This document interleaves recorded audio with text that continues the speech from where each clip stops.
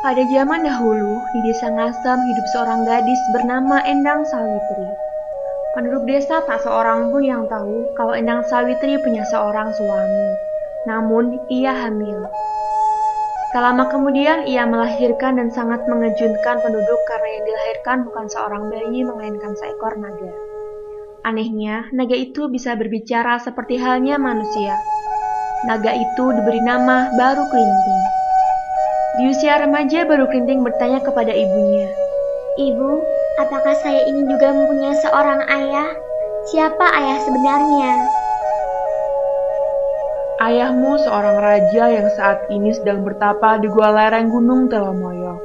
Kamu sudah waktunya mencari dan menemui ayahmu. Ibu izinkan kamu ke sana dan bawalah kelintingan ini sebagai bukti peninggalan ayahmu dulu. Dengan senang hati, Baru Klinting berangkat ke pertapaan Ki Hajar Salokantara sang ayahnya. Sampai di pertapaan, Baru Klinting masuk ke gua dengan hormat di depan Ki Hajar dan bertanya, "Apakah benar ini pertapaan Ki Hajar Salokantara?" Ya, benar. Saya Ki Hajar Salokantara.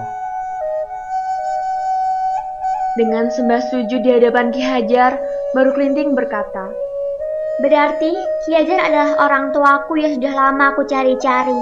Aku anak dari Endang Sawitri dari desa Ngasem. Dan ini kelintingan yang konon kata ibu peninggalan Ki Hajar." Ya, benar. Dengan bukti kelintingan itu kau memang anakku. Namun aku perlu bukti satu lagi kalau memang kamu anakku. Coba kamu melingkari Gunung Telomoyo ini. Kalau bisa, kamu benar-benar anakku. Ternyata Baru Klinting bisa melingkarinya, dan Ki Hajar mengakui kalau ia benar-benar anaknya. Ki Hajar kemudian memerintahkan Baru Klinting untuk bertapa di dalam hutan lereng gunung. Agar kamu bisa menjadi manusia, bertapalah di dalam hutan lereng Gunung Telomoyo ini. "Baiklah ayah, aku akan melaksanakannya." Namun suatu hari, penduduk desa Patok hendak mengadakan pesta sedekan bumi setelah panen usai. Mereka akan mengadakan pertunjukan berbagai macam tarian. Untuk memeriahkan pesta itu, rakyat beramai-ramai mencari hewan, namun tidak mendapatkan seekor hewan pun. Akhirnya, mereka menemukan seekor naga besar yang sedang bertapa. Mereka langsung memotongnya dan dagingnya dibawa pulang untuk berpesta.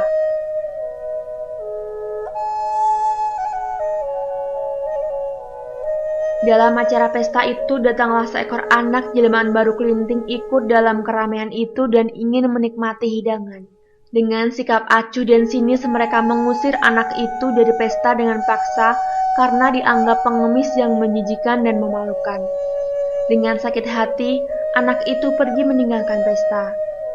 Ia bertemu dengan seorang nenek janda tua yang baik hati. Diajaknya mampir ke rumahnya.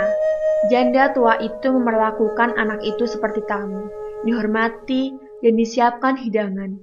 Di rumah janda tua itu, anak itu berpesan kepada nenek dan nenek menuruti saran anak itu. "Nek, kalau terdengar suara gemuruh, nenek harus langsung menyiapkan lesung agar selamat." Iya, Nak.